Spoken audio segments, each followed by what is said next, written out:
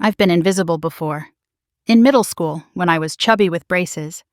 In college, when I was the smart girl guys asked for notes, not dates. But I've never been invisible like this. Deliberately, systematically erased by someone who looks right through me every single day. My name is Jessica, and I'm 24 years old. For the past year, I've worked at a consulting firm in downtown Seattle, and for the past year, my coworker Dan has treated me like I don't exist. Not like I'm annoying. Not like he dislikes me. Like I'm literally not there, and it's driving me insane. I know how that sounds. Oh no, a man won't talk to me. But it's more than that. It wasn't just that Dan didn't flirt with me. It was that he didn't see me. Like I wasn't even there. Like I wasn't a prize worth winning. I'm not used to being ignored. By men, I mean. Even the ones I don't want still see me. Dan didn't. And that scared me. Dan started at our firm last spring. 27, transferred from the Chicago office, some kind of analytics wizard everyone was excited about. I was tasked with showing him around that first day, where the good coffee was, which printer actually worked, the usual new employee tour. I'd dressed carefully that morning. Not overtly sexy, this was work, but my best blazer, the pencil skirt that made my legs look longer. First impressions matter, and I was used to new male hires noticing me. "Hi, I'm Jessica," I said, giving him my best welcome smile. The one that usually got at least an appreciative look. "Thank you," he replied, eyes focused somewhere over my left shoulder. "Where's my desk?" Straight to business. No compliment on my outfit. No lingering handshake. No asking if I'd be working closely with him. I spent an hour showing him everything, dropping hints about the happy hour culture, mentioning I organized most of the office social events. Professional but flirty, the way that usually worked. He took notes, asked about software systems, confirmed meeting schedules, never once complimented me, asked about my weekend plans, or showed any interest beyond work. "So, what brought you to Seattle?" I asked as we wrapped up, leaning against his desk in a way that showed off my legs. "Work," he said. "Thank you for the tour." And that was it. Dismissed. Like I was the IT guy who'd set up his computer. Except Dan wasn't shy. Not with everyone. Within a week, he was joking with the male analysts. I watched it happen in real time. The transformation from silent new guy to one of the boys. Tuesday, he was comparing fantasy football picks with Jason. Wednesday, discussing craft beer with Mike. Thursday, I heard him actually laugh, a deep, genuine sound, at something Trevor said about client presentations. With the women, nothing. Not rude, exactly. Just absent. Like we were furniture he had to navigate around. "Good morning, Dan," I'd say, passing him in the hallway. "Morning," he'd respond, already walking past.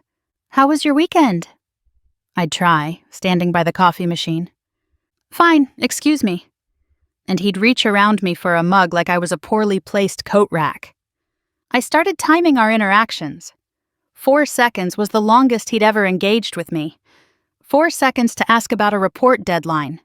Meanwhile, I'd watched him spend 30 minutes debating Marvel movies with the guys. At first, I thought it was me. Maybe I'd said something wrong during his tour. Maybe he thought I was annoying. Maybe he was just one of those guys who didn't know how to talk to women. "You're overthinking it," my roommate Kate said when I brought it up. "Some guys are just awkward." But awkward was stammering and blushing. This was surgical, precise. Like he'd developed a system for minimal female interaction. But then I noticed it wasn't just me. Sarah, our prettiest analyst, couldn't get more than 2 words out of him. Melissa, the funniest person in our office, got the same polite but distant treatment. Even Linda, our 50-year-old office manager who everyone loved, got nothing but professional courtesy. Once I caught him holding the office door for Linda when she was carrying files. No words, just a small gesture. And for a second I thought maybe he sees us after all. But the next day, he cut me off mid-sentence in a meeting. Back to zero. Yet with the men? Different person entirely. I'd watch him laughing with Jason at lunch, see him debating sports with Mike by the elevator. Catch him actually smiling at something stupid Trevor said. "Is it just me, or is Dan weird with women?" Sarah asked during one of our coffee runs. "It's not just you," Melissa confirmed. "Yesterday I asked him about the Peterson report and he emailed me the answer. We sit 10 feet apart." "Maybe he's gay," Sarah suggested. But that wasn't it. Gay guys in our office were friendly with everyone. This was something else. "Maybe he's just professional," I offered, though it felt hollow even as I said it. "Professional is treating everyone the same," Melissa pointed out. "This is discriminatory." The word hung in the air like an accusation. As months passed, it got worse. Or maybe I just noticed it more. The way he'd join conversations between guys but walk away when a woman approached. How he'd go to drinks if it was just the men but suddenly have plans if women were invited. The way he'd volunteer for projects with male colleagues but always be too busy when female colleagues asked for help. It wasn't that he was mean. Mean would have been easier to handle. This was worse. A careful, calculated nothing. Like he'd drawn a line around himself that only certain people could cross. "You know what pisses me off most?" I told my roommate one night. "He's good at his job, really good, so everyone just accepts it. Oh, that's just Dan, he's quirky." "Maybe he had a bad breakup," she suggested. "Maybe some girl really fucked him up." "So now all women have to pay for it?" "I'm not saying it's right, I'm saying maybe there's a reason. But what reason could justify treating half your colleagues like they're radioactive?" The breaking point came at the quarterly celebration dinner. Whole office at a nice restaurant, assigned seating. I ended up next to Dan. I'd actually been excited. 2 hours of forced proximity. Surely he'd have to talk to me. I wore my red dress, the one that always got compliments. Did my hair in waves instead of my usual ponytail. Even practiced conversation topics in the car. For 2 hours, I watched him have animated conversations with the men at our table, while giving me nothing but yes, no, and could you pass the salt? "So, Dan," I tried during a lull, leaning slightly toward him, "I heard you're from Chicago originally. I went to Northwestern—" "Excuse me," he interrupted, standing. "I need to use the restroom." He didn't come back to his seat for 20 minutes. When he did, he angled his chair away from me, creating a physical barrier. "Everything okay?" I asked quietly. "Fine." That was it. One word. While across from us, he and Mike launched into a detailed discussion about hiking trails. I drank 3 glasses of wine just to get through dessert. "I'm done," I told Sarah the next day. "This is bullshit. It's affecting our work environment." "What are you going to do? Go to HR? I thought about it. What would I say? Dan is polite and professional but won't be friends with me? Sounded pathetic even in my head. "He's creating a hostile work environment," Melissa said when we discussed it. "He's literally segregating the office by gender." "But is being unfriendly illegal?" Sarah asked. That was the problem. Dan never did anything overtly wrong. He responded to our emails, attended required meetings, completed shared projects. He just did it all while acting like we were barely human. I started documenting everything. Every ignored greeting, every conversation cut short. Every time he'd leave a room when it became predominantly female. It looked crazy written down, like I was stalking him, but I needed to see if I was imagining the pattern. I wasn't. Monday. Dan enters break room where Sarah, Melissa, and I are talking, sees us, checks his watch, pours coffee, and leaves. Doesn't interrupt our conversation or linger awkwardly. Just gets his coffee and goes. Tuesday. We're in the elevator together. He nods politely, looks at his phone. Doesn't make uncomfortable small talk or stare at me. Just rides the elevator like a normal person who doesn't need to fill silence. Wednesday. Team meeting. Dan contributes ideas professionally, responds to everyone's questions equally, takes notes, does his job. Thursday. Happy hour invite goes out. Dan declines, says he has plans, like half the office does every week. Friday. I say have a good weekend as we pass in the hall. He says thanks, you too, and keeps walking. Like a normal interaction between coworkers who aren't friends. I was documenting a man guilty of not wanting to be my friend. This is insane, Kate said when I showed her my notes.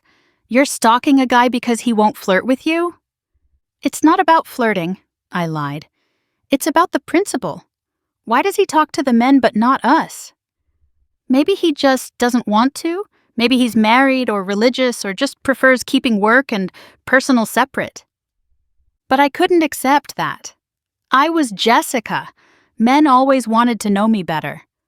I was the one they tried to impress, the one they hoped would notice them, not the other way around. Maybe he's religious, my mom suggested when I called her, frustrated. Some religions discourage fraternizing with the opposite sex. He goes to happy hour with the guys, Mom. He's not that religious.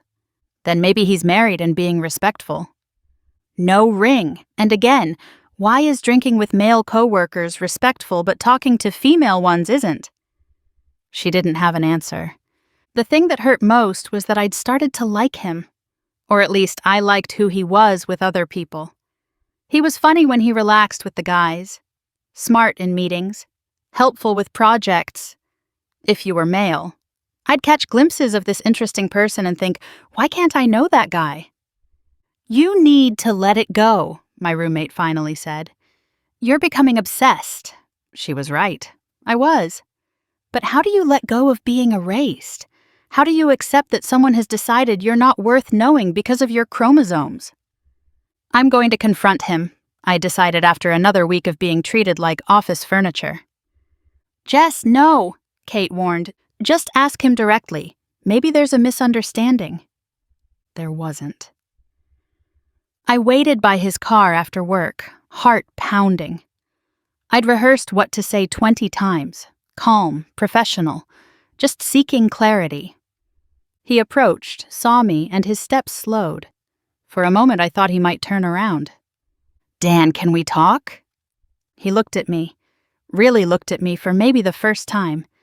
And I saw something I didn't expect. Not dislike, not anger, just caution, like I was a snake that might bite. About work? He asked, keys already in hand. About why you treat all the women in our office like we have the plague. His jaw tightened. I treat everyone professionally. You treat the men like friends and the women like furniture. I'm not required to be friends with anyone, he said, unlocking his car. I do my job. That's all that matters. But why? Jessica. He said my name like it exhausted him. I come to work. I do my job well. I meet all professional requirements. I'm polite to everyone. What more do you want? I want to know why you can laugh with Mike about hiking, but can't have a 2-minute conversation with me about literally anything. He paused at his open car door. For a second, I thought he might actually answer. Might give me some insight into whatever weird system he was operating under. Because I don't have to, he said simply. Have a good evening. And he drove away, leaving me standing in the parking lot like an idiot. Let it go, Sarah advised the next day. He's clearly got issues. But I couldn't let it go. Because every day I had to watch him be a full person with half our office while giving the rest of us his robot impression. Every day, I had to feel that little sting of rejection when he'd briefly meet my eyes before looking away. I wasn't asking for friendship. I wasn't asking for special treatment. I was asking to be treated like a human being worth acknowledging. Was that really too much? I think I'm going to HR, I finally told Melissa. And say what? That he's creating a hostile work environment through gender discrimination. Jess, she looked uncomfortable. He's not actually discriminating. He does his job with everyone equally. But being friendly isn't in his job description. She was right. I knew she was right. But it still felt wrong. This careful, clinical way he'd carved women out of his work life. This invisible wall he'd built that we couldn't cross. Maybe he got burned. Sarah suggested when I told them about the confrontation. Maybe some woman at his last job accused him of harassment or something. So his solution is to treat all women like potential threats? I'm not saying it's right. I'm saying maybe he thinks it's safer. Safer. Like we were dangerous. Like our very existence was a risk to be managed. But then I found something that shattered that theory. During one of my 2 a.m. Facebook stalking sessions, yes, I know how that sounds, I found his old Chicago firm's page. They'd posted photos from a charity 5K just 4 months before his transfer. There was Dan, laughing with female colleagues, his arm casually around a woman's shoulder in a group photo. Another showed him high-fiving a female runner at the finish line. This wasn't a man who'd always avoided women. This was new, recent. Something happened between that 5K and his transfer to Seattle. Holy shit, Kate said when I showed her. So he wasn't always like this. Which means something specific happened, I said. Something that made him change completely in a matter of months. The mystery shifted. It wasn't what made him this way anymore. It was what happened in Chicago right before he left. You know what the fucked up part is? Melissa said. He's smart about it. He responds to our emails within appropriate time frames, shows up to meetings we run, completes joint projects. There's nothing HR could actually do. She was right. I'd looked into it. Being unfriendly isn't illegal. Being selectively social isn't discrimination if work tasks are completed properly. Then the Morrison project happened. It was the kind of project that could make careers. Major client, high visibility, potential for huge bonuses. And because of his analytics expertise, Dan was assigned to work with me as co-leads. I thought maybe this would force a breakthrough. We'd have to collaborate, brainstorm, actually communicate beyond sterile emails. Dan was perfectly professional. He responded to every email within 2 hours, attended every meeting, completed his portions ahead of deadline, provided detailed documentation, incorporated my feedback without argument. He also refused to meet one-on-one, preferring group meetings or email chains. He was exactly as collaborative as required, and not one bit more. The project was successful. We delivered on time, under budget, and the client was thrilled. Our boss praised our professional partnership. But I was furious, because throughout the entire project, Dan had treated me like what I was, a coworker. Not a woman to impress, not someone whose approval he needed, just a professional equal doing a job. And I couldn't stand it. I became obsessed with cracking the code. Started a group chat with the other women about the Dan situation. We'd analyze his every interaction, looking for patterns, sharing theories. Maybe he's gay, Sarah suggested. Religious? Melissa offered. Serial killer who only murders women? I joked, but only half joking. The Chicago photos proved this was a choice, not a personality trait. Something had happened. Something had changed him. And I was going to find out what. I spent hours scrolling through his social media, found his LinkedIn connections, searched for any mention of him online. I told myself it was justified, that understanding him would help our work relationship. But really, I just couldn't accept that a man didn't want to know me. Then I found it, buried in a tech forum from 6 months ago, a post under the username DanTech27, asking for advice about maintaining professional boundaries with female colleagues. The responses were measured. Advice about keeping things professional, documenting interactions, never being alone with female coworkers. Standard corporate advice, really. One response stood out.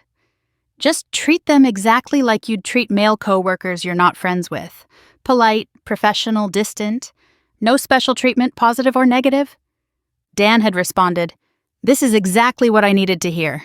Starting fresh in Seattle. Thanks." That was it. No dramatic backstory, no false accusation, no tragedy. Just a man who'd decided to treat women at work like coworkers. And somehow that made me angrier than any conspiracy would have. I never went to HR.